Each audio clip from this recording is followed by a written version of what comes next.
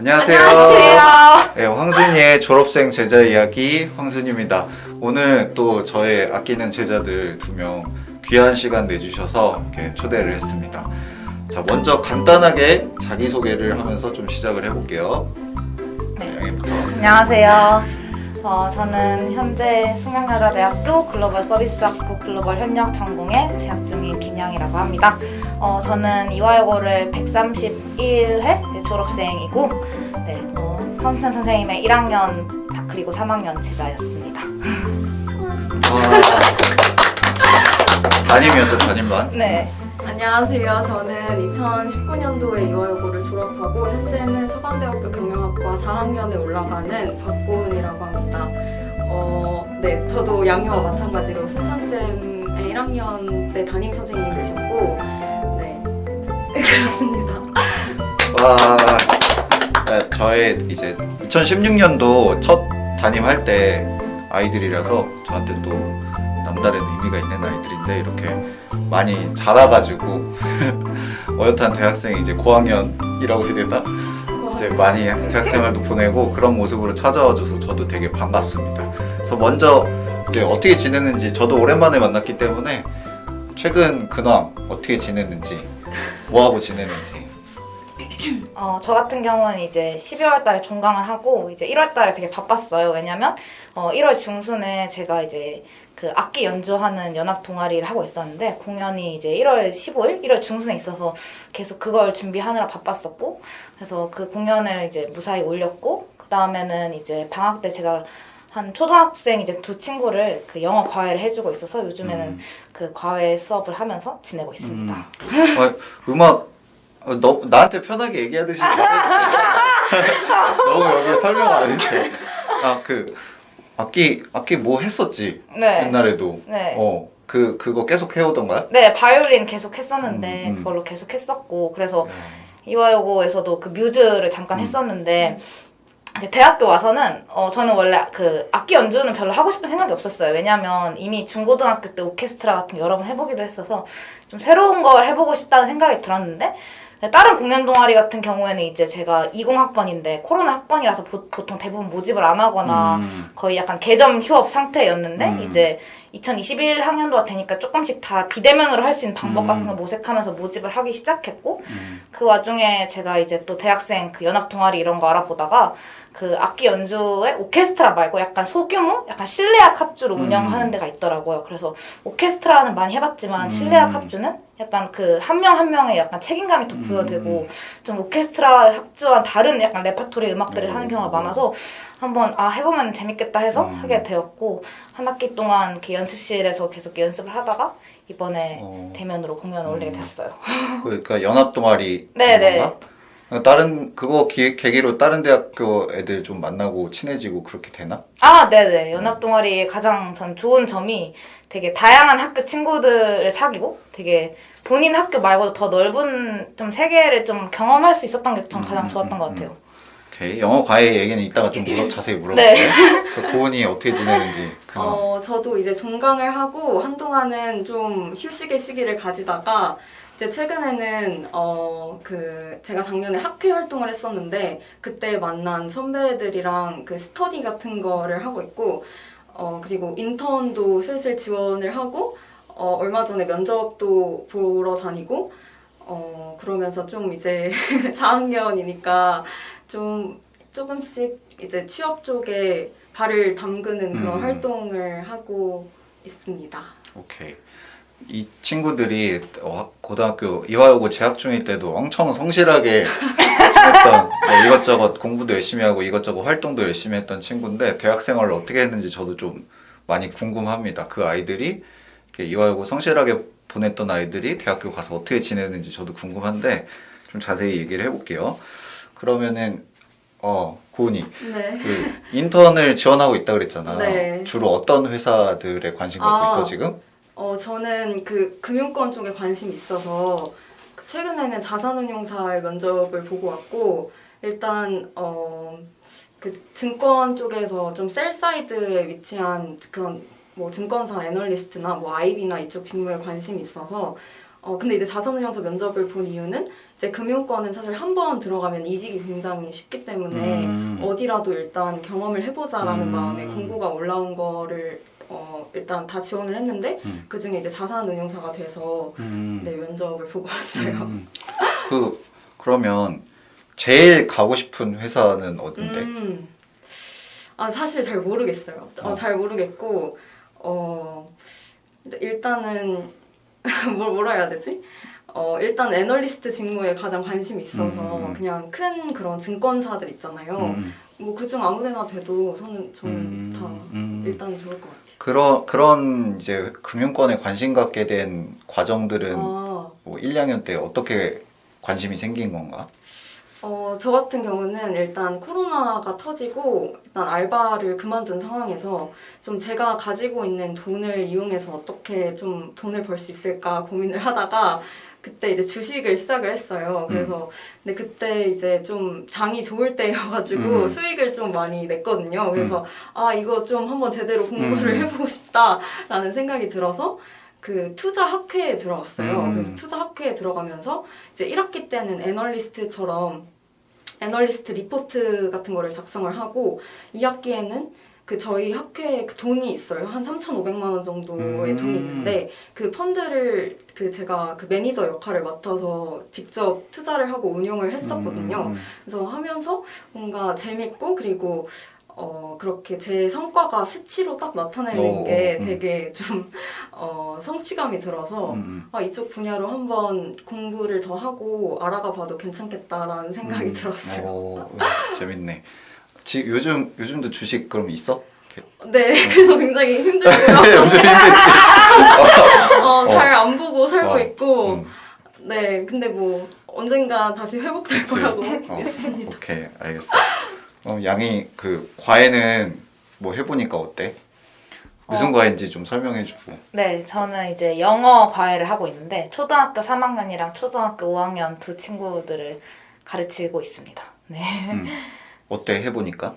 저는 되게 배울 점이 많았던 것 같아요. 일단 저는 처음에 이제 초등학생들은 너무 나이 차이가 많이 나고 그러니까 어떻게 대해야지 했는데 그 아이들 나이 차이가 많이 나는 아이들을 되게 이해하려고 노력하다 보니까 되게 이해심도 좀 많아지게 되고 뭔가 인간관계를 맺음에 인해서 어린 애들과의 관계뿐만 아니라 나보다 더 나이 많은 사람이든 나보다 나이가 뭐 별로 차이 안 나는 사람이든 조금 그 사람들을 이해하는 폭이 좀 넓어진 것 같아요. 그게 되게 좋았고 또 이제 그 아이들 이렇게 가르쳐주게 되면서 제가 영어를 가르쳐주고 있는데 뭔가 저는 제가 이제 어릴 때 영어를 배울 때 그 영어를 별로 어릴 때 안 좋아했다가 좋아하게 된 케이스인데 그렇게 됨으로써 제가 영어 실력도 훨씬 많이 늘고 되게 공부하는 거 좋아하게 돼가지고 이 애들 가르칠 때 되게 그런 부분을 어리기도 하니까 되게 많이 좀 동기부여를 해주려고 하는데 그런 연습 그렇게 애들을 가르치다 보니까 저도 약간 제가 공부하는 그 것들도 약간 어떻게 하면 동기부여할 수 있을까 생각도 많이 하고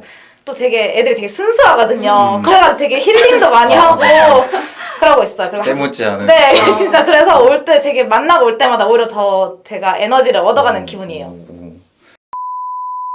학교에서 외국인 학생들과 교류하는 거 하지 않았어? 네, 맞아요. 그 외국인 저희 학교로 이제 교환 학생을 온 외국인 친구들을 도와주는 그런 동아리를 했었는데 한 2년 정도 했는데 그거 하면서 되게 저도 영어가 좀 그러니까 늘진 않았지만 좀 유지가 된 것 같아요. 일단 그 버디라고 이제 한 학기에 제가 담당하는 그런 외국인을 붙여줘요. 한 2명 정도? 그럼 이제 제가 선택할 수 있어요. 어느 나라에서 온 외국인 친구를 너가 선호하니? 라고 해서 저는 이제 거의 다 영어권으로 골랐거든요. 그럼 이제 그 친구들이 이제 한국에 오면 뭐 같이 뭐 장 보는 것도 이렇게 도와주고 뭐 모르는 거 있다 하면 알려주고 아니면 뭐 같이 뭐 맛집 같은 데 가서 맛있는 거 먹기도 하고 이러면서 되게 그냥 한국 친구들이랑 노는 것처럼 똑같이 그 친구들이랑 놀았거든요. 그래서 되게 재밌기도 했지만 그리고 영어 실력을 사실 영어 실력이 제가 뭐 안 쓰면 계속 이렇게 떨어질 텐데 그래도 유지는 시켜주는 그런 기회가 되지 않았나 그렇게 생각을 해요. 근데 이제 어쨌든 취업을 생각하면 또 취업 영어가 약간 좀 따로 있는 느낌이잖아.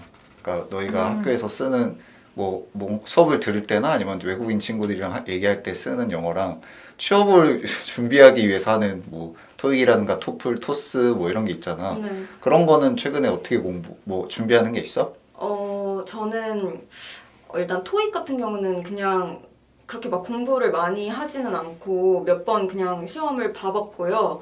그리고 최근에는 그 오픽을 땄는데 그 학회에서 만난 언니 오빠들이랑 같이 오픽 스터디를 만들어서 맨날 이제 줌으로 1시간씩 그냥 영어로 얘기하는 거를 계속 했었어요. 근데 오픽이 아무래도 좀 정형화된 그런 시험이 아니라 그냥 주제가 나오면은 거기에 대해서 그냥 시간 제한, 뭐 분량 제한 없이 자기가 하고 싶은 말을 그냥 뭐 하면 되는 그런 시험이어서 그냥 수다 떨듯이 그냥 맨날 영어로 이렇게 줌을 켜놓고 수다를 떨었더니 꽤 많이 도움이 된 것 같아요. 네, 그래서 최근에는 그렇게 해서 오픽을 땄었어요. 금융권 회사들이 오픽에 대해서는 어떻게 생각하나? 일단 금융권은 확실히 영어를 잘하는 걸 선호하긴 해요. 왜냐면 그런 영어 자료 같은 거를 제가 최근에 그 면접을 보러 갔을 때도 영어 그 약간 금융과 관련된 영어 지문을 보면서 한 30초 동안 읽고 그 번역을 해보라고 하더라고요. 그러니까 번역까지는 아니고 요약해서 말하고 거기에 대해 넌 어떻게 생각하냐. 되게 좀 당황을 했었는데 아무래도 이제 뭐 이제 지난 밤에 뭐 미국 장에서 어떤 일이 있었는지 아니면 뭐 이제 그런 뭐 미국 그런 뭐 나스닥이나 이런 것도 굉장히 한국 그런 증권 시장에 영향을 많이 미치기 때문에 그런 기사들은 다 이제 블룸버그나 뭐 이런 거에 다 영어로 나오잖아요. 그래서 그런 걸 좀 빨리빨리 읽고 빨리 정리하고 그래서 어떻게 뭐 해야 되는지 의사결정을 내려는 게 중요한 그런 직군이어서 영어 실력을 중요하게 보는 것 같고 그래서 제 생각에는 그런 뭐 토익이나 오픽이나 이렇게 정형화된 점수보다는 실제로 이거 읽고 빨리 일을 할 수 있는지 이거를 되게 중요하게 평가를 하는 것 같아요. 30초밖에 안 준다니까 거기서 좀 드러나는 거 아니야? 그렇죠. 네. 오케이. 뭐 또 취업을 염두에 두고 영어 공부하고 있는 게 있어?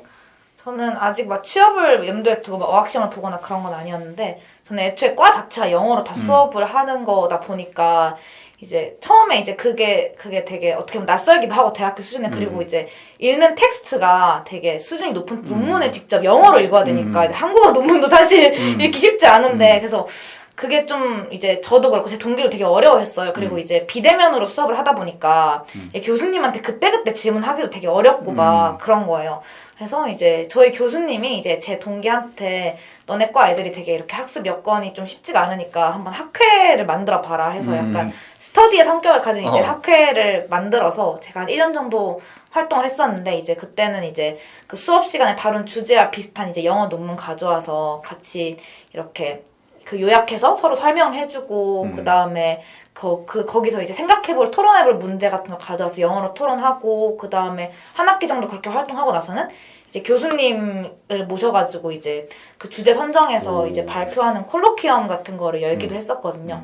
그러니까 확실히 약간 정말 영어 같은 걸 접할 기회가 더 많이 늘어나다 보니까 이제 제 특히 동기들하고 제가 되게 좀 이제 학과 공부하는데도 훨씬 수월해진 게 있었고 나중에 이제 제 친구들 같은 경우에는 이제 교환학생 같은 거를 준비한다고 토플 같은 거 시험을 이렇게 본 친구들도 많고 했는데 그래도 그때 공부했던 게 그래도 도움이 됐다고 어느 정도는 얘기를 하더라고요. 네, 그랬습니다. 또 이렇게 발전적으로 아주 너무 성장지향적인 모습을 아주 또, 고등학교 때도 아주 그런 모습에 제가 또 감명을 많이 받은 친구들인데 아까 인간관계 얘기를 잠깐 해서 생각이 나는데 원래 20대 초반에 새로운 사람들 많이 만나면서 그런 나 자신에 대해서 좀 돌아보고 인간관계에 대해서 고민을 많이 하게 되잖아? 혹시 생각나는 어떤 에피소드나 경험이 있나? 예를 들면 내 얘기를 잠깐 해줄게. 나는 이제 되게 뭔가 대화를 할 때 뭔가 되게 의미를 찾는 대화? 그러니까 시덥잖은 대화가 아니라 그냥 뭔가 우리 앞으로 어떻게 해야 되나 뭐 조금 더 성장지향적이고 발전적인 의미 있는 대화만을 하는 걸 되게 좋아했어. 그래서 그러다 보니까 대외 활동에서 어떤 이제 팀에 있던 누나가 야, 너는 그런 대화만 대화인 줄 아냐고 이렇게 말을 해가지고 내가 되게 막 한 대 맞은 것 같은 기분이 들더라고. 뭔가 진지한 얘기만 이게 대화로 의미 있는 대화라고 생각을 한 거야. 착각을 한 거지.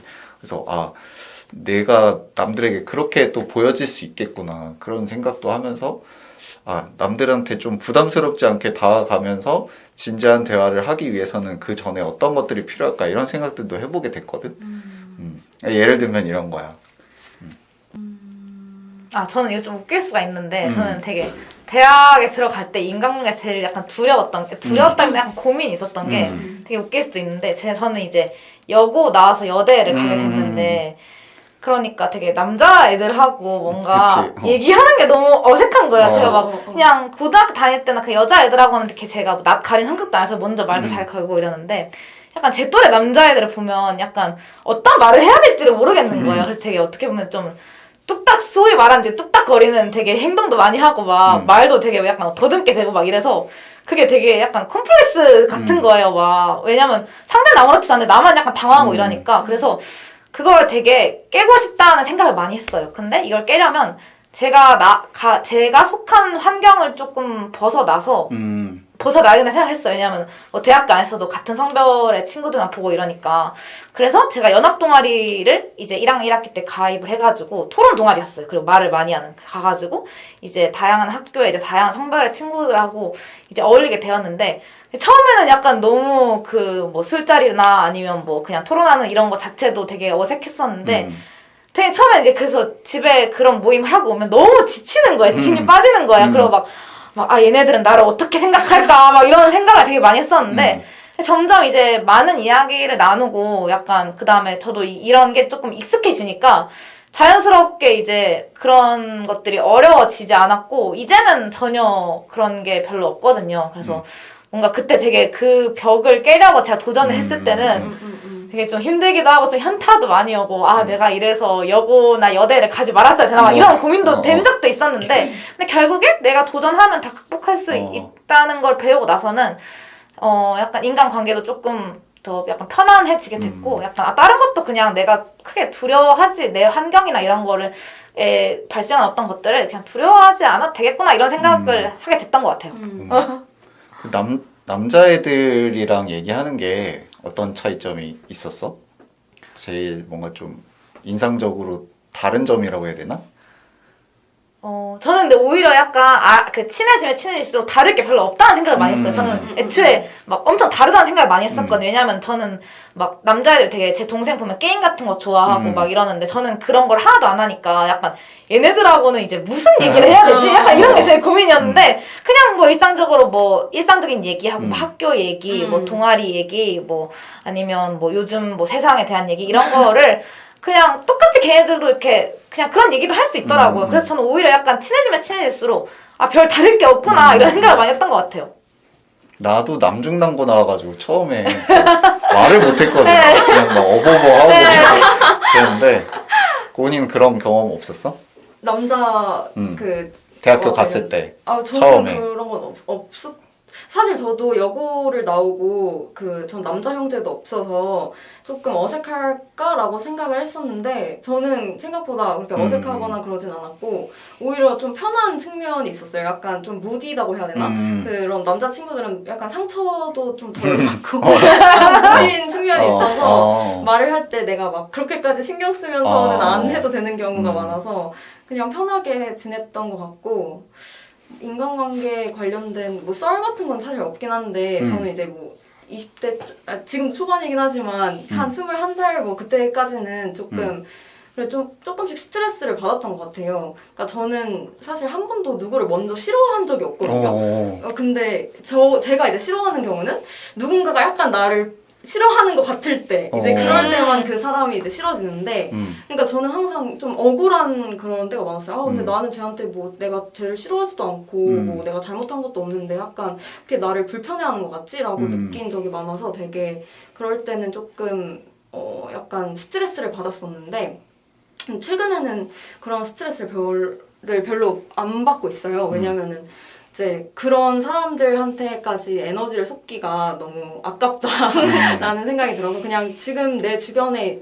서로 나를 좋아해주는 그냥 친구들을 잘 챙기는 거에 충실하자라는 생각이 들었고, 그리고 내가 그렇게까지 뭐 노력을 하거나 내가 뭐 그 친구의 마음을 돌리려고 노력을 해서 만약에 설사 뭐 다시 관계가 좋아진다고 한들 그렇게 해서 얻은 그 관계가 의미가 없다는 생각이 들어서 그냥 자연스럽게 멀어질 사람들은 알아서 멀어지는 거고 계속 같이 가는 사람들이 같이 잘 가는 거고 이런 걸 좀 느껴서 요즘은 그렇게 인간관계에 스트레스는 안 받는 것 같아요. 그러니까 모든 사람한테 다 좋은 사람일 순 없지. 그럴 필요도 없고. 근데 이제 대학 생활을 하면서 각자 이제 바쁘잖아. 그러면 이제 고등학교 친구들도 잘 못 보고 좀 뜸해질 수 있잖아. 상대방이 이게 소원하다고 느껴질 수 있는데 그런 거는 둘이나 아니면은 다른 고등학교 친구들이나 이런 건 좀 없었어? 어땠어? 각자 이제 사는 게 다르잖아. 그쵸.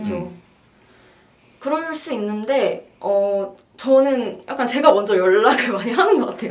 그러니까 제가 진짜 친하다고 생각하는 친구들한테는 그냥 뭐 뜬금없이 뭐 전화를 한다거나 뭐해 뭐 그냥 그렇게 한다거나 뭐 그렇게 연락을 자주 하는 편이고, 근데 저는 사실 진짜 친한 친구들은 뭐 각자 이렇게 생활하느라 바빠서 오랜만에 만났다고 하더라도 전혀 뭐 어색하거나 그런 게 전혀 없더라고요. 그냥 뭐 어제 본 것처럼 그냥 너무 자연스럽고 그냥 그래서 그렇게 막 소원하다고 느끼는 적은 없는 것 같아요. 너는 어땠어? 저 같은 경우도 일단 저는 제 주변에 대부분의 친구들이 이제 저랑 비슷한 성향의 친구들이 많으니까 다들 이제 서로 하는 일이 바빠서 별로 그런 걸 이제 못 느꼈던 것도 있는 것 같고 근데 뭐 모든 친구들이 저도 그런 건 아니니까. 근데 이제 저는 되게 제가 이제 중고등학교 친구들 중에 좀 오래가는 친구들을 생각해 보니까 며칠 전에 생각해 본 적이 있었는데 다 과거의 얘기만 하는 게 아니라 만나면 되게 현재랑 미래 얘기를 많이 하는 친구들이었어요. 그래서 막 너 요즘 뭐해? 너 앞으로 뭐 하고 싶니? 이런 얘기를 많이 하는 친구들은 약간 서로가 갈 길을 알고 약간 그런 걸 알고 있으니까 막 자주 만나지 못하더라도 약간 서로 응원할 수 있는 관계가 되니까 그렇게 막 오래 연락을 못하더라도 좀 오래 갈 수 있구나를 그때 느꼈던 것 같고, 이런 친구들이 오래 갈 수 있는 친구들이구나를 느끼게 됐어요. 그래서 저도 이제 그냥 자주는 못 만나더라도 서로 바쁘고 이래서 그냥 뭐 요즘 하는 일들에 대해서 서로 많이 물어주고 들어주고 또 이제 저 같은 경우에 이제 저도 그렇고 이제 주변에 공연 동아리 같은 거 이렇게 하는 거나 이제 뭐 뭔가 그런 성과가 나오는 그런 이제 활동한 친구들이 많은데 그런 걸 이제 뭐 SNS에 올리거나 그런 얘기를 해주면 되게 열심히 했을 때 되게 축하도 많이 해주고 잘 챙겨주고 그런 응원을 많이 해주는 게 서로 되게 약간 장기적인 관계 유지에 되게 도움이 많이 되었던 것 같아요. 나는 진짜 제일 친한 친구가 친할수록 자주 봐야 된다라는 성격이고, 나는 오랜만에 봐도 친하면 괜찮다 너희처럼 그런 성격이어가지고 처음에 약간 그런 서로의 서운함 그런 게 있었거든. 근데 너희는 뭐 잘 하는 것 같네. 오케이. 자, 그러면 이제 그 전공에 대해서 좀 간단하게 소개해주는 것도 해주면 좋을 것 같아. 이 전공. 사실 학생들이 학과 이름만 보고 학과 소개만 보고 봤을 때 되게 추상적이잖아. 그래서 너희가 어떤 걸 공부했고 어떤 걸 느꼈는지 이 전공에 대해서 좀 느낀 바 대학 가서 이거는 진짜 이런 학문이구나. 간단하게 얘기해 줄 수 있을까? 저부터 얘기할게요. 저는 지금 글로벌 서비스 학부 글로벌 협력 전공이라는 상당히 긴 이름의 전공을 가진 학과에 다니고 있는데 크게 보면 이제 국제학과 계열의 학과라고 볼 수 있어요. 근데 보통 이제 국제학과라고 이름을 지은 학과들과의 차이점이 있는데, 보통 국제학과들은 이제 국제학의 이제 중심이 뭐 국제적인 분쟁, 예를 들면 전쟁이라던가 아니면 이제 경제, 뭐 무역 이런 거를 조금 초점으로 배운다면, 저희 과는 그런 거에서 벗어나지만 되게 중요한 국제 문제들을 다루는 걸 초점을 하고 있거든요. 이름에서 이제 글로벌 협력이 붙은 만큼 이제 국제 여러 나라들과 그다음 뭐 국제기구 이런 것들이 어떻게 하면 협력을 해서 세계에서 발전시켜 나갈까 해서 이제 개발학이라는 걸 주로 배우는데 어떻게 세상을 이제 개발해서 발전시킬까. 그래서 뭐 선진국과 개발도상국의 그 격차를 어떻게 발전시킬까. 그 격차를 줄이고 어떻게 같이 발전할 수 있을까. 이런 거에 대해서 되게 많이 배우고 또 이제 국제사회에서 뭐 전쟁이나 경제 같은 그런 그 당장 이제 발생하는 가시적인 문제는 아니지만 뭐 교육이나 환경 문제 이런 거는 되게 어떻게 보면 그 세계가 발전한 되게 근본적인 문제이고 또 점점 주목을 많이 받고 있는 문제들이기도 하잖아요. 그래서 그런 걸 통해 어떻게 국제사회 문제를 해결할까 이런 거에 대해서도 되게 깊게 배우는 그런 학과라고 볼 수 있어요. 그래서 저희 과 같은 경우에는 그런 부분을 이제 중점으로 학습을 하고 그 다음에 또 뭘 배웠지? 네, 그렇게 됐어요. 네. 너가 이제 입학하기 전에 생각했던 모습이랑 네네. 비슷한 거야? 예상했던 거랑? 뭔가 제가 그 배우는 내용에 대한 거는 저도 이제 비슷하다고 느꼈는데 조금 다르다고 느꼈던 부분은 저는 이제 국제학 같은 거 배우면 당장 뭐 국제기구에 가서 일하거나 이런 사람들이 많이 상상을 하니까 되게 실무적인 것을 많이 배운다고 생각을 했어요. 근데 완전 저희 과는 완전 이론 중심이었어요. 그래서 뭐 어떤 이론에 따라서 뭐 근대화 이론에 따라서 나라들 어떻게 발전하고 그리고 대부분도 이제 대학원에 가시는 선배분도 되게 많거든요. 되게 그런 이론을 통해서 그 어떤 나라가 발전을 했으면 이 발전 하나의 모델로 만들고 약간 학문으로 구축하는 걸 많이 해서 저는 약간 실무 위주로 배울 거라 생각했던 것과는 좀 달라서 그 점은 제가 조금 아쉬웠던 점도 있었던 것 같아요. 네. 생각한 것보다 좀 학문적인 네네네. 틀이 잘 구성이 되어 있었다. 네. 고은이는 어땠어?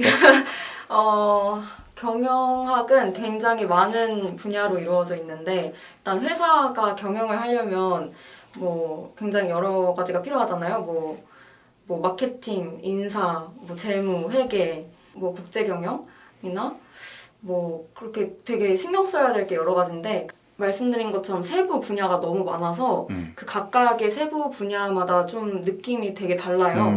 그래서 뭐 마케팅이나 전략 같은 거는 되게 암기하는 것도 많고 뭐 실제 우리 기업 주변의 기업 같은 거를 뭐 케이스 스터디 하는 경우도 많고 그런데 이제 뭐 회계나 재무 같은 경우는 그냥 진짜 계산기만 두들기는 그런 과목들이거든요. 그래서 경영학에는 되게 다양한 그런 좀 자질을 필요로 하는 것 같고 저는 그래서 자기가 뭘 할지 모르는 사람은 경영학과에 되게 적합하다고 생각을 해요.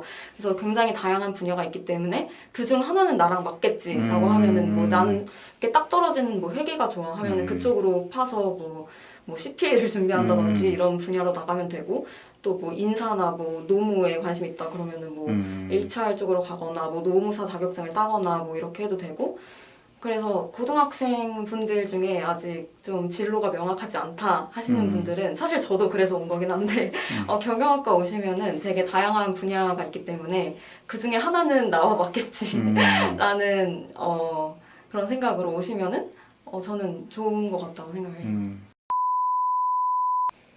대학 와서 했던 거 중에 또 기억에 남는 활동들이나 경험 꼭 그게 뭐 어떤 생산적인 활동이 아니더라도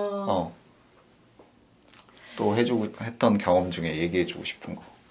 저는 대학 와서 했던 것 중에 가장 기억에 남는 것들이 이제 제가 좋아하는 거를 향해 도전했던 경험들이 가장 기억에 남는 것 같아요. 왜냐면 저는 이제 고등학교 때까지는 뭔가 하고 싶은 것보다 해야 하는 것들을 우선시 해가지고 되게 대학에 딱 들어올 시점에는 뭔가 내가 대학생이 되면 하고 싶은 것을 좀 마음껏 해봐야겠다 그동안 이런 생각이 들었어요. 그래서 아마 선생님께도 옛날에 말씀드린 적이 있었을 텐데 제가 중학교 때 이제 방과후를 선택해서 들을 수 있는데 그때 그 소설 창작반 방과후가 있었는데 저는 이제 글 쓰는 거 되게 좋아해서 들어보고 싶었는데 이제 그때 뭔가 입시나 이런 거에 도움이 되려면 이제 그냥 그 내신 수업 그 보충 방과후를 듣는 게 좋을 것 같아서 그때 무슨 과학 뭐 그런 문제풀이반 이런 걸 들었었거든요.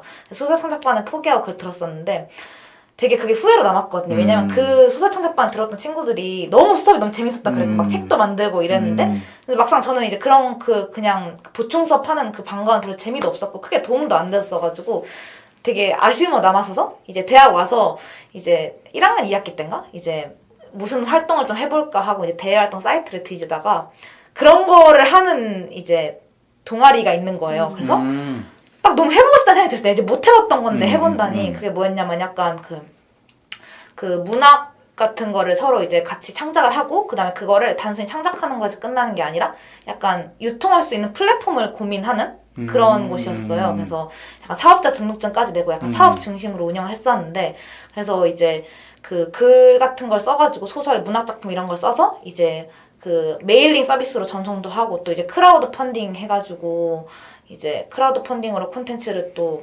사람들에게 알리기도 하고 그 다음에 또 어떤 거는 이제 또 그 유튜버들하고 이제 콜라보레이션 해가지고 이제 저희가 만든 이제 문학 작품을 이제 유튜버 그 플레이리스트 같은 거 만든 유튜버들의 음악을 입혀가지고 그렇게 영상으로 만들기도 하고 되게 그런 재밌는 시도들을 많이 했거든요. 그래서 이 활동을 하면서 저는 일단 너무 제가 하고 싶은 걸 해서 너무 재밌었기도 하고 그 다음에 두 번째로는 제가 좋아하는 걸 직업으로 삼는 거에 대해서 고민을 해보게 됐던 것 같아요. 옛날에는 무조건 잘하는 걸 직업으로 삼아야겠다는 생각이 있었는데 그래서 대학과도 내가 잘하는 것을 그 할 수 있는 학과를 좀 준비를 많이 했다고 생각을 했는데 이제 이런 경험을 하니까 아 내가 좋아하는 걸 뭔가 일로 삼고 싶다는 생각을 했고 그래서 이제 뭔가 복수 전공을 선택하거나 그 다음에 내 진로 분야를 좀 모색하는 데서도 그런 쪽에 좀 직무들을 찾으려고 많이 노력을 했어서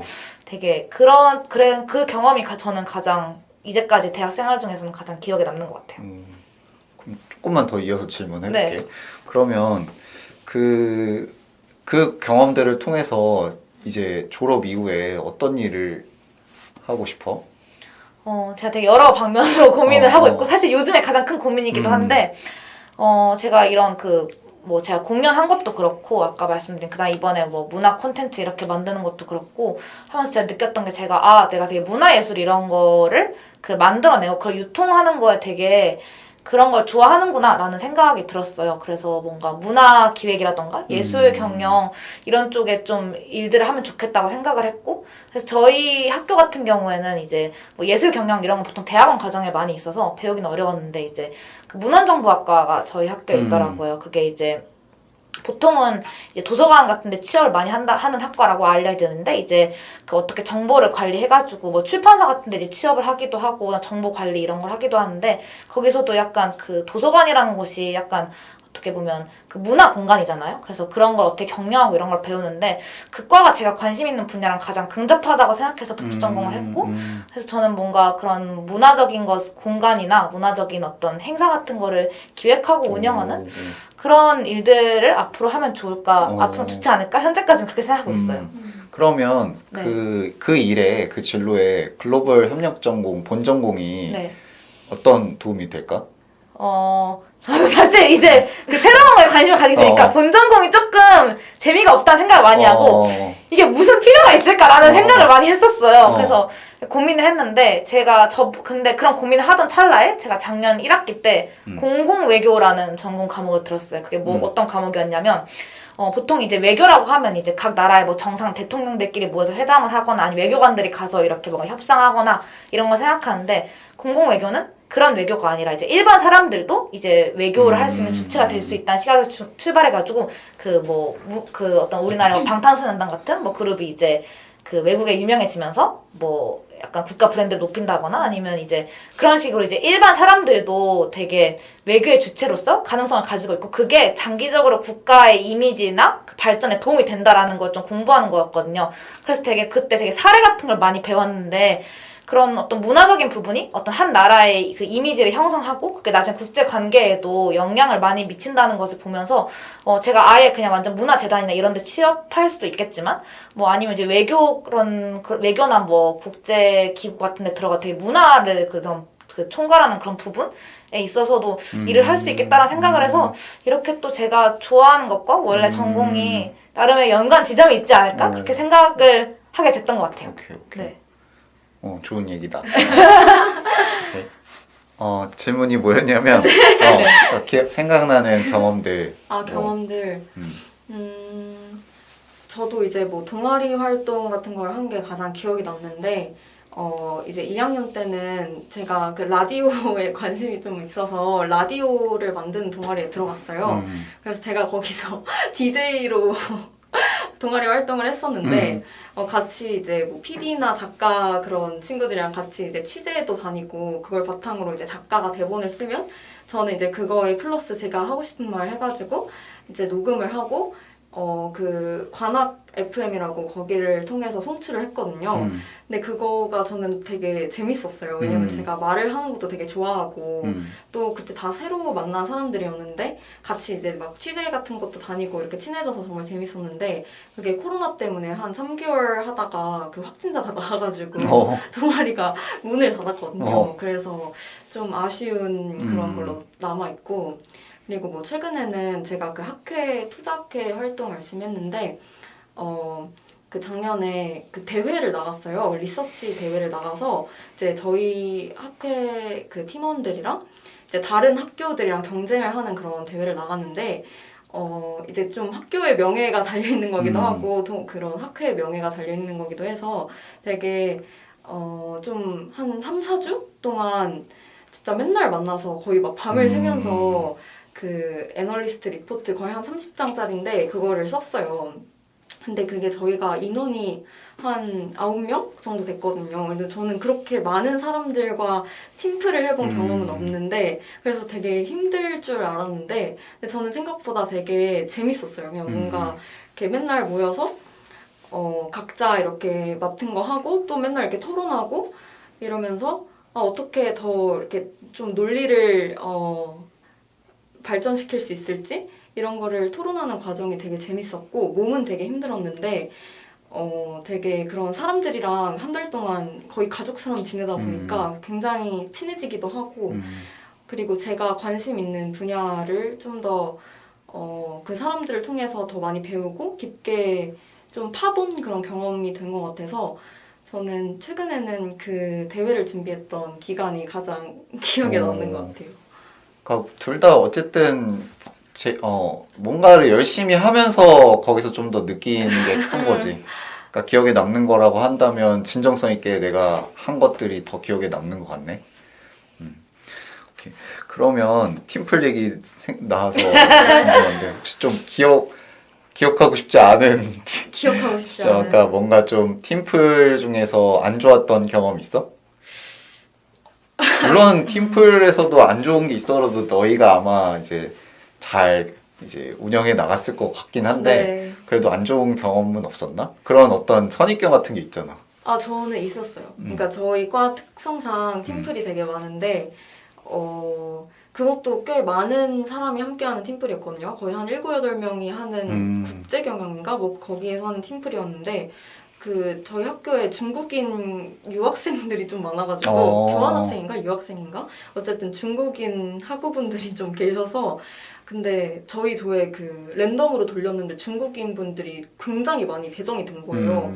그래서 7명인가? 그런데 거의 8명인가? 근데 그 중에 6명이 중국인인 거예요. 그래서 약간 대화도 잘 안 통하고 일단. 이건 영어로 얘기를 하는 건가? 아니 근데 그분들이 이렇게 떠듬떠듬 한국어를 하긴 하세요. 근데 이제 뭐 자료 조사를 해와라 그러면 그냥 제일 그 네이버에 치면 제일 먼저 나오는 거 그냥 복사해서 갖고 오고 약간 이런 수준이어서 거의 그냥 저랑 그 나머지 한국인분이랑 거의 그 8인분치를 해요. 그런 경험이 있어서 이게 진짜 팀원을 만나는 게 정말 중요하구나. 근데 제가 그 학교에서 했던 팀플 같은 경우는 이제 다들 이쪽 분야에 관심도 많은 사람들이고 다들 열정이나 좀 성실성이 어느 정도 있는 사람들이기 때문에 제가 팀플을 하면서 좀 재미를 느꼈던 거지. 진짜 약간 참여 안 하시는 분들 만나면은 정말 힘든 것 같긴 해요.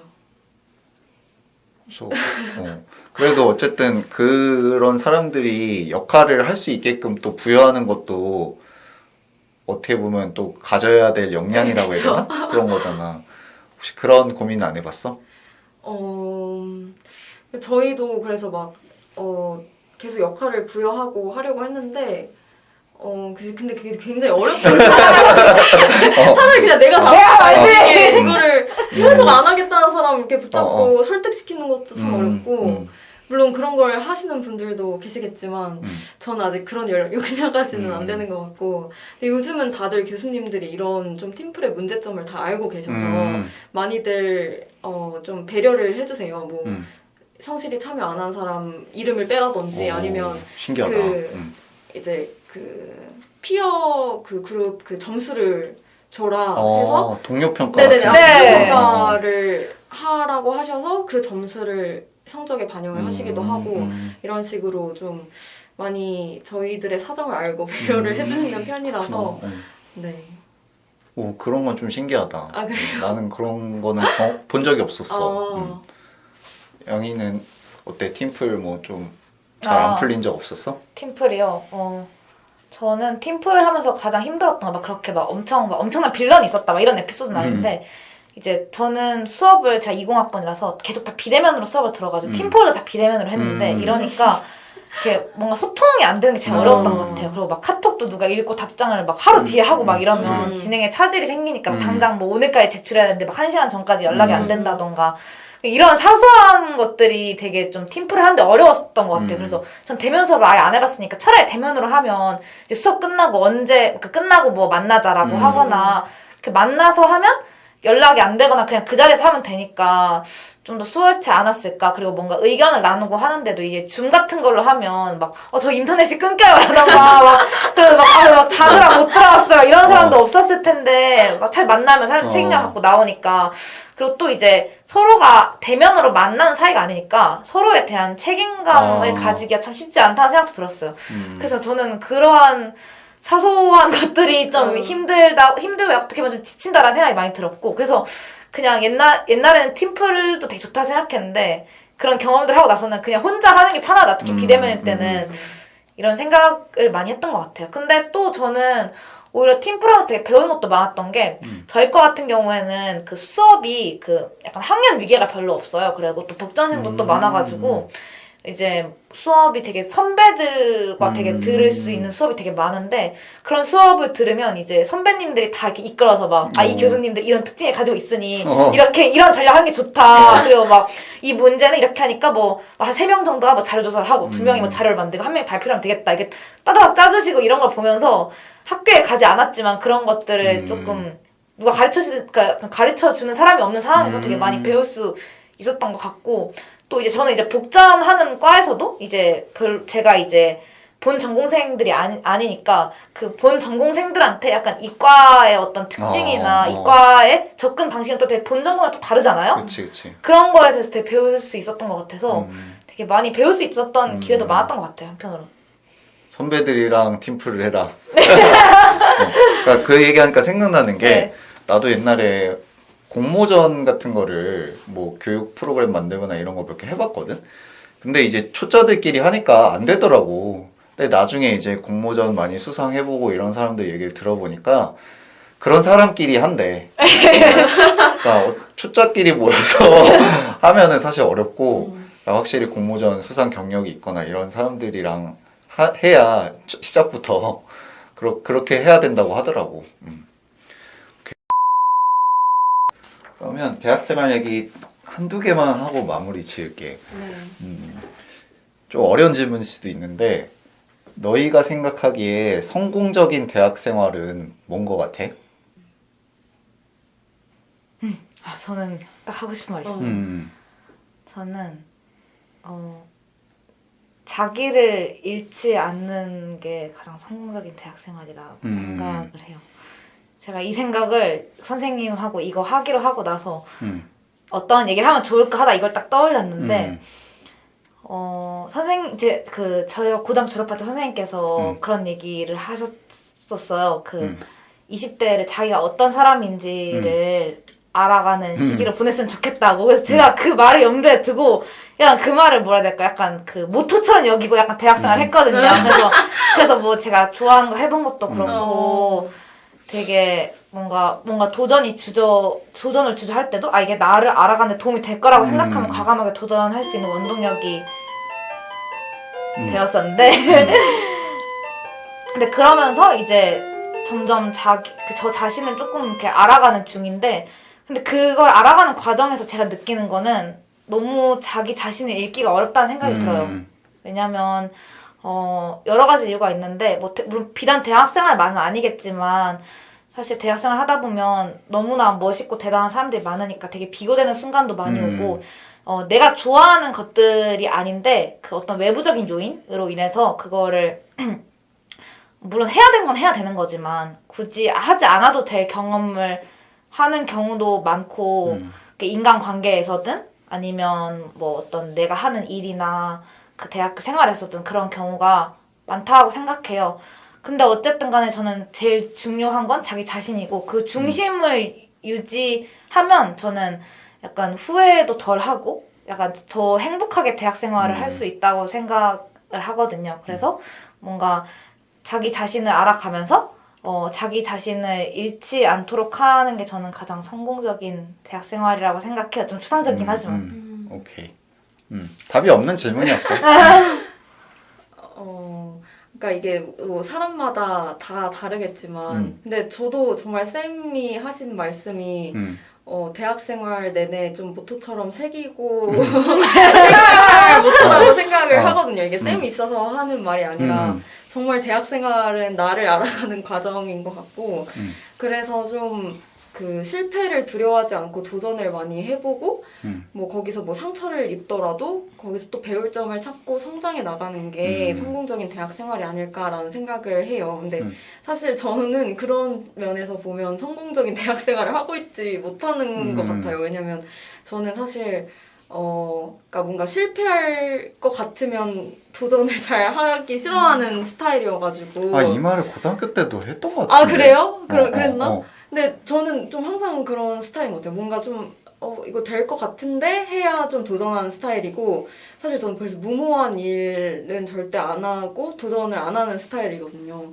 근데 저는 그래서 제가 답답할 때가 되게 많아요. 그러니까 되게 좀 사실 그 전 영상에도 나왔던 뭐 혜준이 같은 친구는 되게 좀 도전도 많이 하고 막 그렇게 막 국토대장정도 갔다 오고 되게 좀 그냥 그렇게 큰 고민하지 않고 쉽게 도전을 하는 것처럼 보이는데 근데 저는 뭔가 하나를 도전할 때마다 정말 고민을 많이 하고 다 이게 내가 과연 할 수 있을 것인지 계산을 한 다음에 도전을 하기 때문에 굉장히 도전을 못한 경우가 많고 그래서 사실 저도 이제 거의 대학생활 후반부인데 돌이켜보면 좀 후회되는 순간들이 많은 것 같아요. 좀 후배분들은 실패를 두려워하지 말고 그냥 이거 한번 해볼까 싶으면 그냥 무조건 다 도전해보는 걸 추천을 드립니다. 그래도 그렇게 좀 하기 전에 많은 고민들을 하고 해서 그만큼 또 가시적인 성과를 낸 거 아니야? 조금 약간 효율적으로 산다고 볼 수도 있는데 근데 또 그렇게 막 무모하게 도전하고 이러는 게 또 청춘의 특권이잖아요. 이제 뭐 30, 40대가 되면 아무래도 20대보단 그런 좀 현실을 생각해야 되니까 무모한 도전을 하기 어려운 경우가 많은데 그래서 이런 마음을 좀 내려놓고 더 좀 무모할지라도 도전을 하는 게 어떻게 보면 나중에 다 추억이 될 수도 있고 꼭 성과가 있다고 해서 그 도전이 가치 있었던 건 아니니까 그냥 질러보는 그런 도전을 많이 하고 그냥 한번 해볼까 싶으면 다 해보고 그러면서 자기 자신을 알아가는 그런 시절 그렇게 한다면 좀 성공적인 대학 생활이라고 할 수 있지 않을까 그렇게 생각을 합니다. 나도 이거 무모하게 하는 거야. 아, 그래? 내가 뭐 유튜브 뭐 전문가도 아니고 뭐 구독자가 얼마나 되겠어. 근데 그냥 시작한 거고 너희들 얘기 들으면 그것 또한 나한테도 또 뭔가 새로운 어떤 감명을 주지 않을까 그런 마음으로 한 거고 그러니까 내가 이 행동 유튜브를 하는 이유를 먼저 생각하고 한 게 아니라 그냥 유튜브를 하다 보고 애들 얘기 듣다 보면 나한테 나름의 이유가 만들어지겠지? 라는 생각을 갖고서 한 거고 그런 어떤 믿음? 나중에 이유가 생길 거라는 믿음은 20대 때 많이 깨달은 것 같아. 내가 A라는 목표와 의도를 가지고서 행동을 했지만 사실 A보다 다른 결과물을 얻게 되는 경우가 많더라고. 맞아요, 진짜. 오케이. 자, 그럼 대학생활에 관한 마지막 질문 해줄게. 네. 그 졸업할 때 어떤 모습이면 좋겠어, 너희가? 이거 생각 안 해봤다. 너무 거창하거나 뭐 이렇게 막 얘기 안 해도 돼. 사실 얼마 안 남아서 뭐 저는 일단 이건 제가 과외하면서 좀 드는 생각이 드는데 이제 음. 과외를 하면 이 시급이라는 게 있잖아요. 이렇게. 근데 그거는 정말 어떻게 보면 그 약간 자기 하기 나름이란 말이에요. 왜냐 그건 정해진 게 없으니까. 그 일반 뭐 알바랑도 다르고 이렇게 뭐 누가 공시해 주는 것도 아니고. 근데 그런 걸 하면서 약간 제가 시급을 뭐 과외도 제가 다른 과외도 하고 약간 이랬었는데 지금은 그만뒀지만 약간 그런 걸 보면서 약간 내 가치를 높이는 어떤 그런 거에 대해 생각하게 됐어요. 옛날에는 무조건 옛날에 학원 같은 데서 알바할 때 정해진 이제 시급을 주니까 그냥 제 옆에 있는 똑같은 애를 돈을 받고 그러니까 이런 생각이 안 들었는데 제가 뭔가 혼자서 이렇게 좀 약간 일을 하니까 내 가치가 높여서 이렇게 인정을 받는 사람이 되면 좋겠다 싶은 거예요. 그리고 아무래도 이게 자본주의 사회다 보니까 그런 것들이 돈으로 되게 보여지는 게 있잖아요. 그래서 뭔가 그 졸업할 때쯤이면 그런 제 가치가 좀 가시적으로 좀 높아져 있었으면 좋겠다라는 생각을 했었고 그리고 저는 이제 제가 제일 원하는 건 이제 제가 좋아하는 일이 결국 그냥 제 커리어나 일이 직업이 됐으면 좋겠다는 생각이 들거든요. 그래서 제가 졸업할 때쯤이면 그런 좋아하는 일로 직업을 가진 모습을 가지고 있었으면 그것만큼 더 좋은 게 없겠다라는 생각이 들었어요.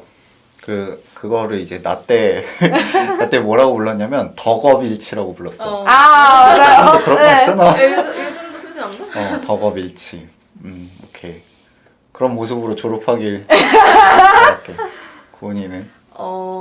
그러니까 제가 사실 1년 정도 대학 생활이 남긴 했지만 이제 휴학도 할 거고 또 다음 학기 그 교환학생도 가거든요. 그래서 확정됐어? 네. 잘 됐다. 다음 잘 됐다. 학기 미국으로 교환학생을 가는데 그래서 아직 사실 제가 코로나 때문에 대학 생활을 그렇게 막 즐겼다는 느낌은 못 받거든요.